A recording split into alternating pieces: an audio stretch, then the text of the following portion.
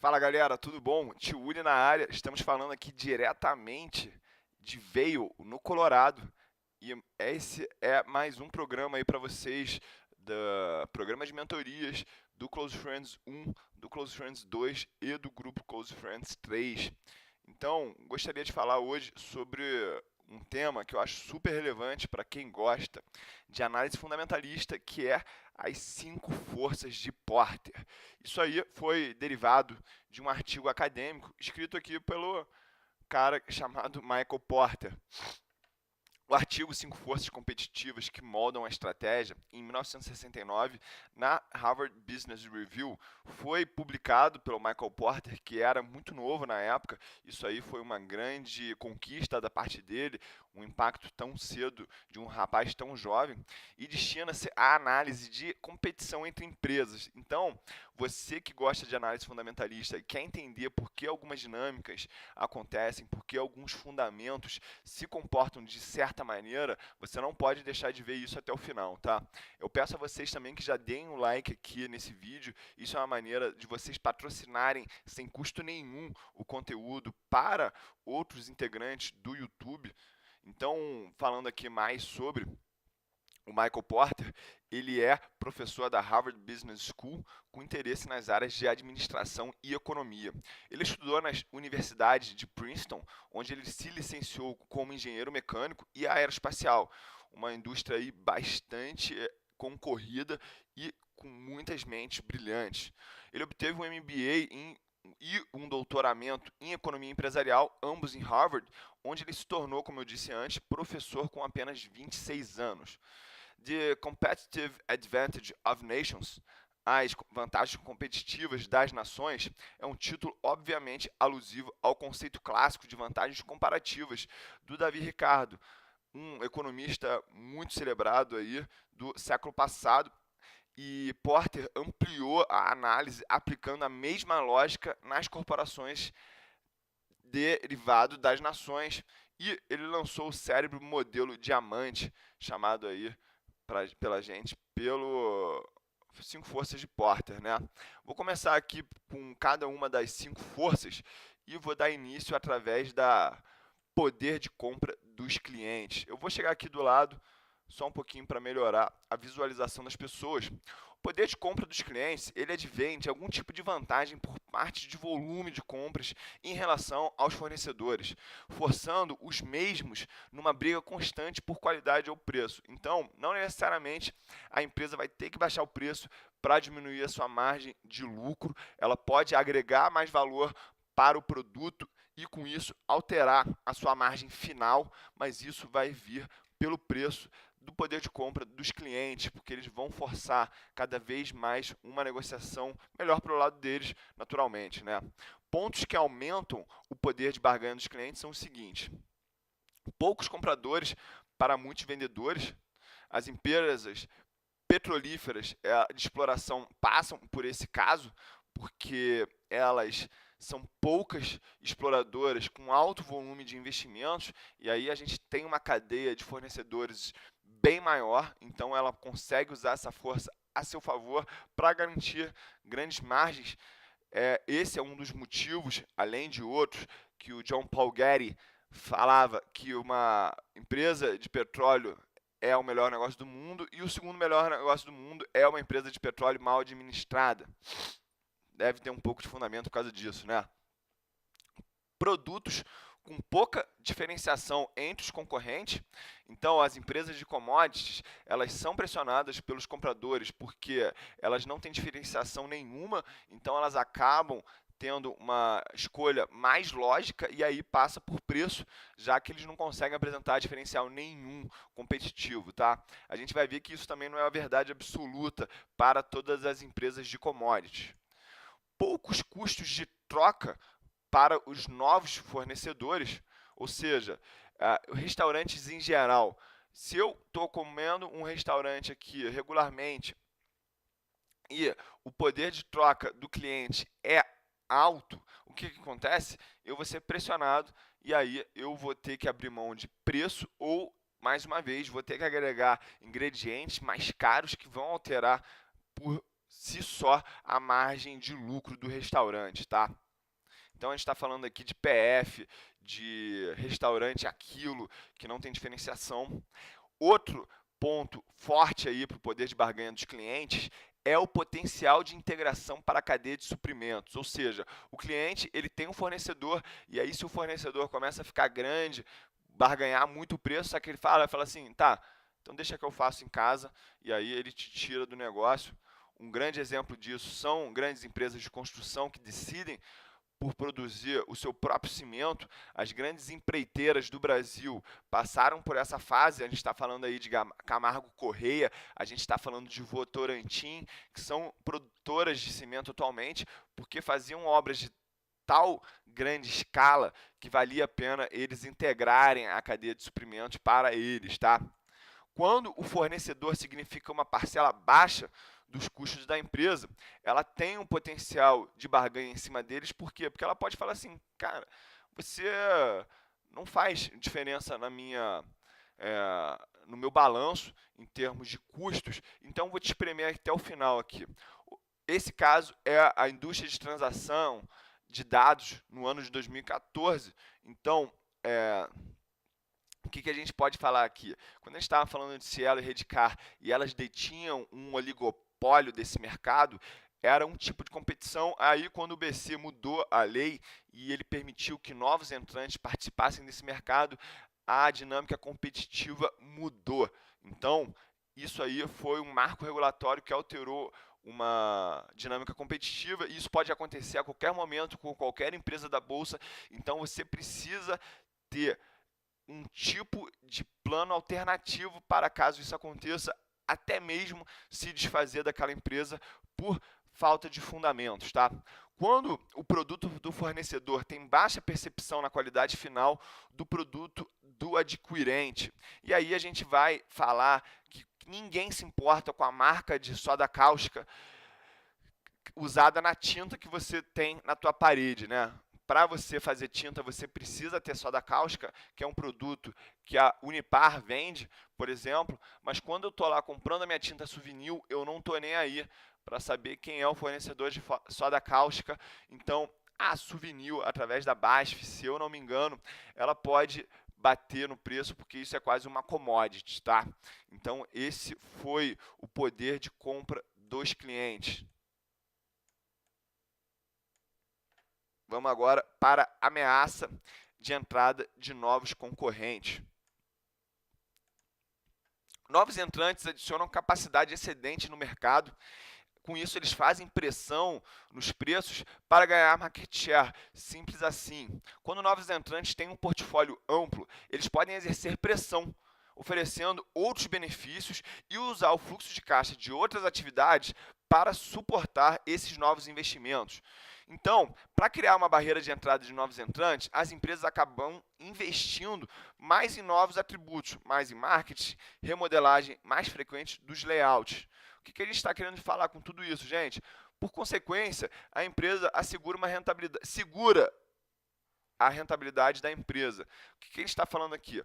Quando a gente tem uma empresa de commodities e entra um novo entrante com alta capacidade para competir por custo, ele vai ter que entrar com uma grande capacidade produtiva e isso vai alterar o equilíbrio de força de oferta e demanda para o setor inteiro. Eu vou dar o exemplo do projeto S11 da Vale, que adicionou quase 30% de produção no seu mercado aí, na sua capacidade total de minério de ferro, e houve realmente um rebalanceamento da oferta e demanda naquele período, 2015, início de 2016, isso coincidiu com uma mínima da Vale, então eu tenho muita desconfiança que muito daquela queda da Vale teve a ver com o desastre de Mariana, mas também o mercado vendo que aquele excesso de oferta iria alterar o equilíbrio de oferta e demanda e, consequentemente, o preço de venda do minério de ferro. Tá?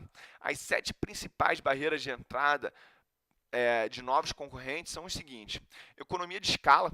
Então a gente está falando aí, quanto maior a produção, menor o custo unitário, então você precisa agregar capacidade de oferta para ir diminuindo o seu custo final, porque tem vários custos fixos que a empresa que a empresa tem que fazer, né?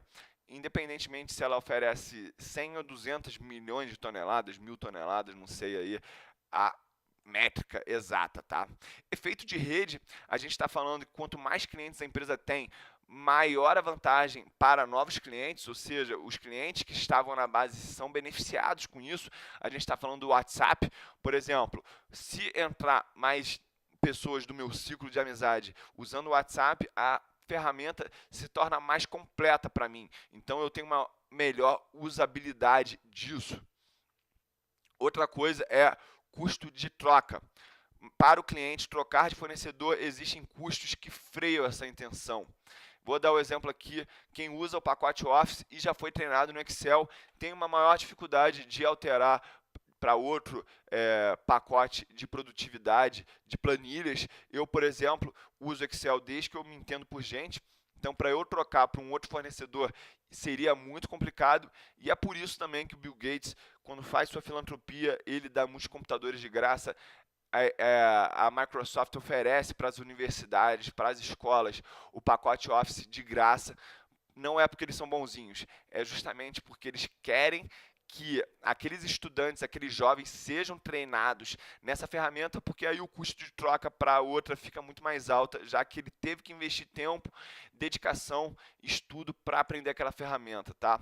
Outra coisa é o requerimento de capital. Para um novo entrante entrar no mercado, ele tem que investir uma grande quantia, o que no final das contas impede que qualquer um se torne competidor.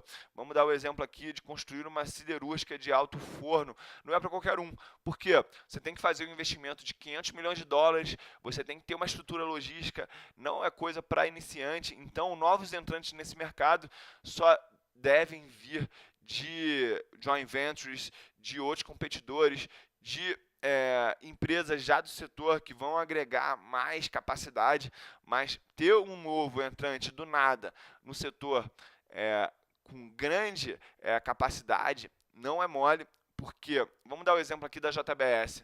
A JBS só conseguiu abrir lá a sua fábrica de celulose porque teve um financiamento questionado, né?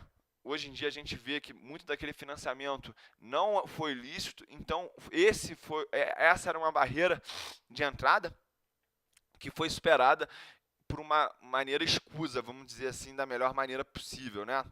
Acesso diferenciado a alguns recursos, a gente vai falar quando uma empresa tem uma capacidade diferenciada de insumos ou recursos independente do seu tamanho.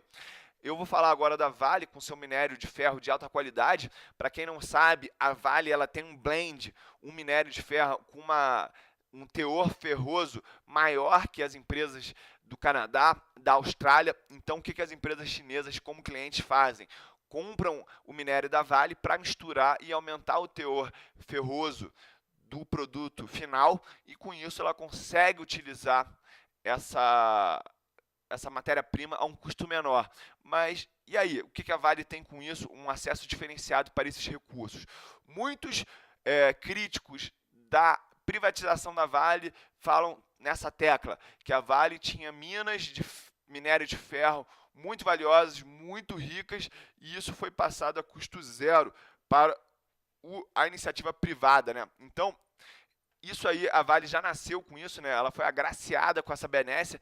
Então, a gente tem que entender que algumas empresas de petróleo também, como a Petrobras, têm uma qualidade de petróleo pior do que o petróleo dos árabes. Isso aí é um acesso diferenciado a recursos, na prática. Acesso desigual para canais de distribuição. A gente vai falar aqui de um lançamento de um novo produto que fica mais complicado se você não tiver onde apresentar essa novidade. E aí uma empresa que tem uma marca de chocolate que já faz parte de um portfólio, como a Kraft Heinz, como a Nestlé, como a Unilever, ela já tem inúmeras gôndolas no supermercado para ela introduzir mais uma linha de produto. No supermercado é muito mais fácil do que eu que vou decidir aqui lançar o chocolate do Tio Uli e eu tenho que botar meu produto lá naquela gôndola que já está ocupada, já tem uma negociação muito forte com outros fornecedores, não é mole, por isso que esse é o exemplo mais adequado para o acesso desigual a canais de distribuição, tá, galera? Outra coisa são políticas governamentais restritivas. E aí a gente fala do próprio governo limitando a competição de novos entrantes através de legislação, e a gente pode ver isso através da telefonia com concessões até certo ponto, as concessões elétricas também, patentes que garantem uma reserva de mercado para quem produziu aquela fórmula inovadora. Então, isso é uma maneira do governo estimular investimentos em algumas áreas, proteger alguns tipos de competição para que estimule que as empresas continuem investindo em pesquisa e em desenvolvimento. Aí a gente vai falar das patentes, e aí a gente falou finalmente da ameaça de novos entrantes, novos concorrentes no mercado. Faltam aqui mais 3 forças. Agora a gente vai falar da ameaça de produtos substitutos. A gente vai falar aqui agora que um produto substituto, ele entrega o mesmo benefício, ele cura a mesma dor, basicamente, por um meio diferenciado. Produtos substitutos sempre existem, mas são muito fáceis de serem negligenciados. Por quê? Porque a gente tende a focar muito aqui na nossa competição direta, e quando a gente percebe que pode haver um produto substituto, isso pode ser tarde demais. Produtos substitutos limitam a rentabilidade de uma indústria, pois colocam um teto nos preços, ou seja, eu não posso subir meus preços indefinidamente, porque aquilo vai impactar de alguma forma a concorrência, e os produtos substitutos poderão entrar com um limitante do aumento de preços, tá? A empresa que não quer ter um produto substituto, ela tem que se diferenciar muito pela sua proposta de valor a ser entregue, tá? O produto substituto também ele ameaça as empresas nesses seguintes casos, tá?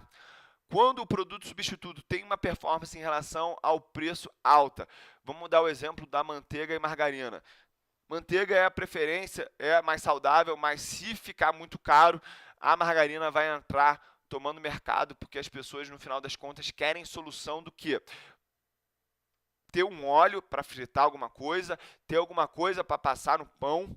Então, isso é o produto substituto. Eu tenho uma solução que ela dá a mesma vantagem, dá o mesmo resultado final para o cliente, de uma maneira um pouco diferente, mas no final das contas acaba com aquela dor. Quando o custo de troca para o produto substituto é baixo, então vamos dar o exemplo de drogas patenteadas e genéricas. A gente tem as drogas patenteadas, um dia essa patente acaba e o produtor inicial, o inovador, ele tem uma estratégia de marketing para continuar explorando aquilo com uma margem mais alta, mas se ele elevar muito esse preço, ele vai estimular o usuário a trocar por drogas genéricas. Vamos dar o exemplo aqui do Viagra, que a patente já acabou, mas como isso tem um efeito placebo na cabeça de alguns clientes, o que acaba acontecendo na prática? O cara ele vai tomando o Viagra, ou o Cialis, não sei também como é que está a patente disso. Se o preço aumentar muito, ele vai trocar para um genérico, para um Pramil da vida. Não conheço muito bem esses produtos, mas era o exemplo aqui que eu encontrei quando eu estava estudando o artigo, tá? Tem que parar de falar, tá, galera, foi mal. Inovações tecnológicas em outras indústrias. Então, quando a gente fala de novos plásticos que têm uma qualidade de rigidez que substituem o ferro, a gente está falando de produtos substitutos na veia. Eu tenho o plástico substituindo alguns produtos da indústria de ferros, porque eu posso usar plásticos com alta resistência a peso de uma maneira que vai ser mais barata, vai ser menos arriscado, vou precisar de menos mão de obra, vou precisar de uma legislação diferente. Então, foi o exemplo aqui sobre inovações tecnológicas em outras indústrias que ameaçam os produtos de uma outra indústria que, num primeiro momento, parece que não vai afetar. Vamos falar agora do poder de negociação dos fornecedores. Ele tem um pouco a ver com o poder de negociação dos compradores, mas agora do outro lado. Fornecedores poderosos podem erodir a rentabilidade de uma indústria aumentando preços, limitando qualidade, repassando encargos para a cadeia e cotas de fornecimentos. Maneiras de perceber poder na mão dos fornecedores são as seguintes. Caso a indústria fornecedora seja mais concentrada que a compradora. Vamos dar o exemplo de aviões como Boeing, Airbus, Rolls-Royce e GE em relação às empresas de táxi aéreo.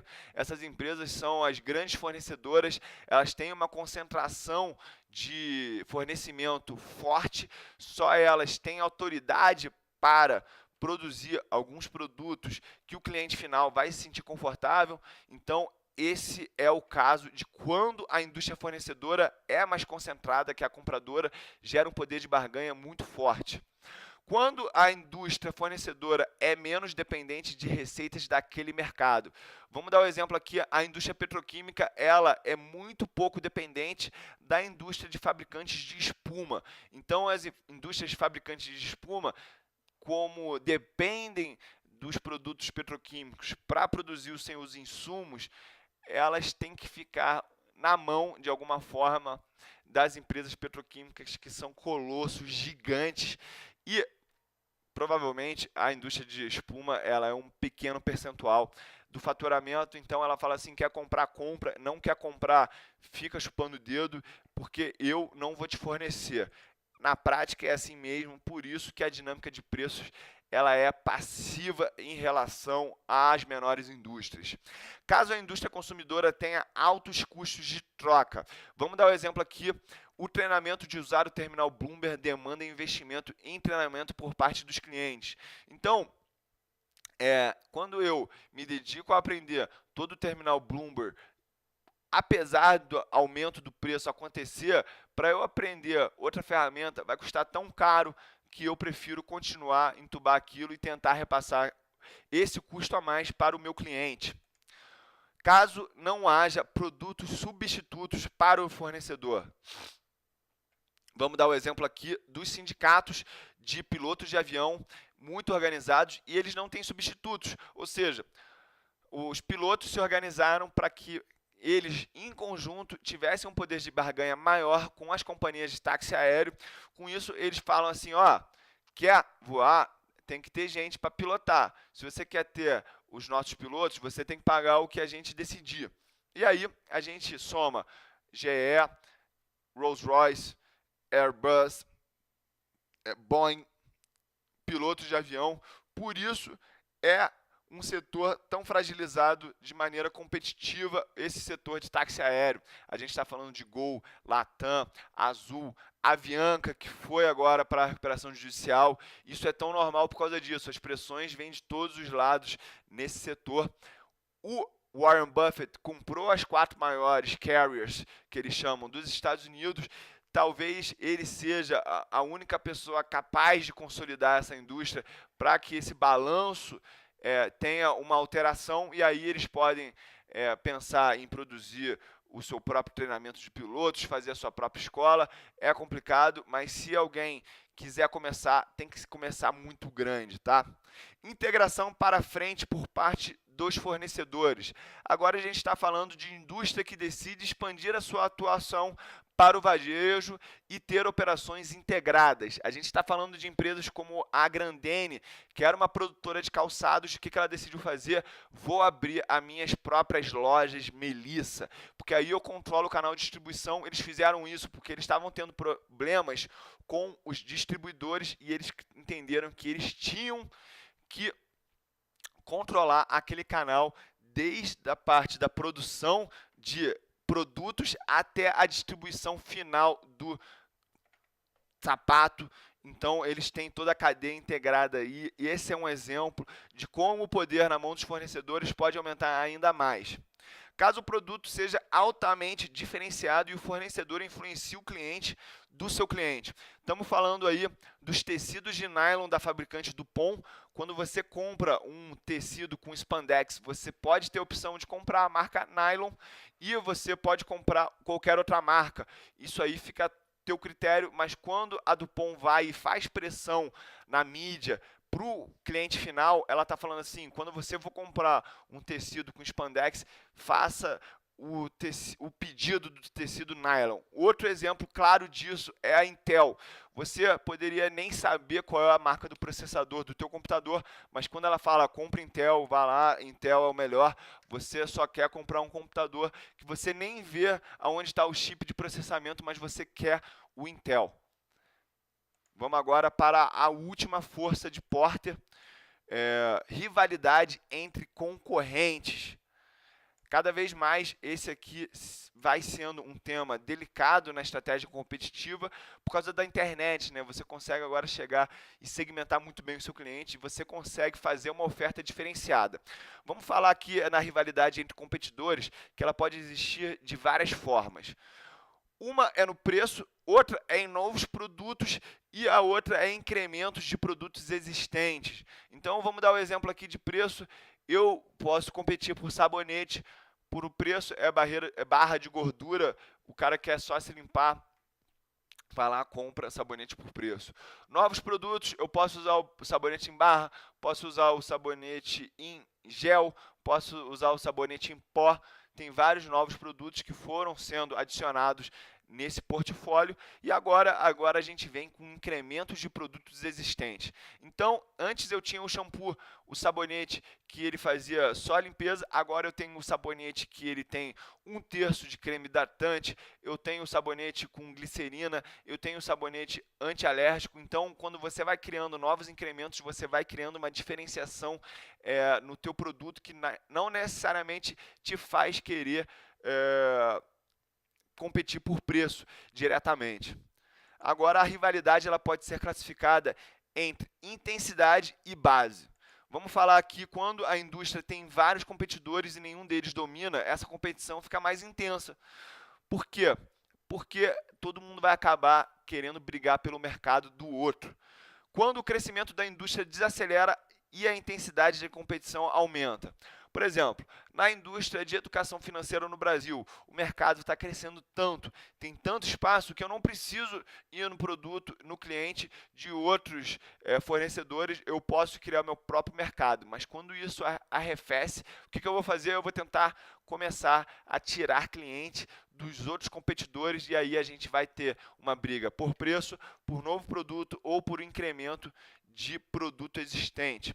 Barreiras de saída forçam empresas a continuar no setor, mesmo com retornos anêmicos. O exemplo que a gente vai dar são empresas de carros que são obrigadas a fornecer peças por obrigação da legislação após 20 anos de vendas, o que faz que o custo de saída daquele mercado seja muito alto, porque ele vai pensar assim, cara, eu tenho que fornecer por mais 20 anos esses tipos de peças. O que eu vou fazer? Eu vou entender esse mercado aqui, ver se ele sai desse retorno anêmico, porque o custo para eu recolher tudo isso, pagar a indenização, ou vender o meu próprio negócio para um competidor, ele vai me cobrar essa despesa, esse passivo, então não fica atrativo para o competidor da indústria de carros. Quando os competidores têm um comprometimento com a indústria que supera o fato do lucro, ou seja, a gente está falando de competição estatal, a gente pode dar o exemplo de salão de beleza para mulheres que querem uma ocupação. Isso acontece muito no shopping onde eu faço academia, tem muitos salões de salão de cabeleireiro, porque tem muita mulher de alta renda onde ela quer ter uma ocupação e o lucro não é o único foco, não é o único benefício que elas querem tirar daquela atividade. Então, elas começam a ter negócios, manter negócios no prejuízo, porque aquilo não é o foco dela. Às vezes ela tem o imóvel, quer só ocupar o imóvel, gerar um retorno maior, então ele não está competindo, incluindo o custo de aluguel e de ocupação naquele negócio, então é interesse divergente por parte daquele competidor. E também o CEO com ego inflado lutando pela liderança de um setor. A gente está falando aqui das empresas de shopping centers, porque aquela tangibilização toda de um prédio gigante faz com que o ego do CEO fique inflado e aí ele começa a querer crescer para mercados que não são tão atraentes, mas ele quer estar presente para falar, eu estou aqui. Então a gente tem que tomar cuidado quando acontece esse tipo de viés de agente nesse setor. Esse é só um exemplo, existem outros também. Time de futebol tem muito isso, times de futebol americano, basquete aqui nos Estados Unidos, teriam a tendência disso acontecer, mas a própria indústria, a própria liga, sabendo disso, bota um limite de gastos por clubes para que não haja essa erosão da rentabilidade da liga como um todo, tá? Quando as empresas competidoras não reconhecem a estratégia do rival, elas tendem a ter uma rivalidade mais acirrada e acabam erodindo rentabilidade por causa disso. Não entende que o outro está querendo competir por preço e eu estou querendo competir por diferenciação, e aí eu acabo fazendo uma diferenciação e socando o preço também. Isso aí pode ser um problema sério, tá? Rivalidade por preço é a de menor nível porque destrói valor total da indústria. Isso aí não é bom para ninguém, só bom para o cliente, né? Talvez seja por isso que as indústrias não, não chegam à consolidação pura e simples. Elas vão fazendo caminhos estratégicos, vão fazendo passos um de cada vez para que a última aquisição seja teoricamente a menos atraente. Rivalidade por preço é de baixo nível, e eu vou dar o exemplo aqui da guerra de máquinas de pagamento e da aviação comercial. A aviação comercial, a diferenciação é muito baixa, e Cielo, Stone, todas essas maquininhas aí de pagamento, a diferenciação é muito baixa também, tá? Hoje em dia todo mundo consegue processar a operação com muita velocidade. Antigamente isso não era uma coisa que todo mundo conseguia fazer com qualidade, então era um diferencial na época lá que o mercado era dividido entre Cielo e Redcar. Quanto maior os custos fixos, maior a chance de competição por preço, porque o cara vê aquela montanha de conta para pagar no início do mês e ele fala assim, eu tenho que faturar. Então ele vai socando o preço até que ele chega no break-even, e aí ele começa a fazer alterações de preço marginais para garantir uma rentabilidade que nem sempre vem. Quando um incremento de produção é desproporcional, isso gera um excesso de capacidade crônica. Vamos dar o exemplo da indústria siderúrgica na China. Tinha uma época lá, há uns 10 anos atrás, que eles tinham mais de 260 siderúrgicas diferentes, porque todo mundo estava achando que a China ia crescer muito, construção de cidades, construção de infraestrutura, então todo mundo queria construir uma siderúrgica. Quando esse fôlego construtor acabou, o que acabou acontecendo? Excesso de capacidade, o que fez com os preços do ferro lá para baixo, até que alcançasse um novo equilíbrio de oferta e demanda. Só que para isso acontecer, algumas siderúrgicas foram compradas, e o que o dono faz? Ele vai lá e fecha a capacidade de oferta daquela indústria por um tempo, até reequilibrar a competição com oferta e demanda em níveis de rentabilidade mais altos, tá? A melhor maneira de competir é entender quem vai brigar por preço e quem vai brigar por diferenciação. Então, se você está num setor e você ainda não entendeu isso, trate de entender como essa dinâmica funciona para que a empresa que você escolheu não acabe competindo por custo com uma empresa 20, 50 vezes maior. E quando uma empresa de competição de custo começa a pensar em agregar diferenciação básica, tome cuidado, porque a sua competitividade está realmente ameaçada a partir desse ponto. Então, galera, se você gostou desse vídeo, dê mais um like. Gostei muito de fazer isso. Se você for ver os meus vídeos de Factory Investing, você vai ser obrigado a usar as 5 forças de Porter em algum momento. Então esteja preparado, reveja esse conteúdo inúmeras vezes, porque ele é de muita valia para quem quer ser um investidor fundamentalista no longo prazo. Então, galera, como sempre, agradeço a vocês, beijo grande, e é só o começo.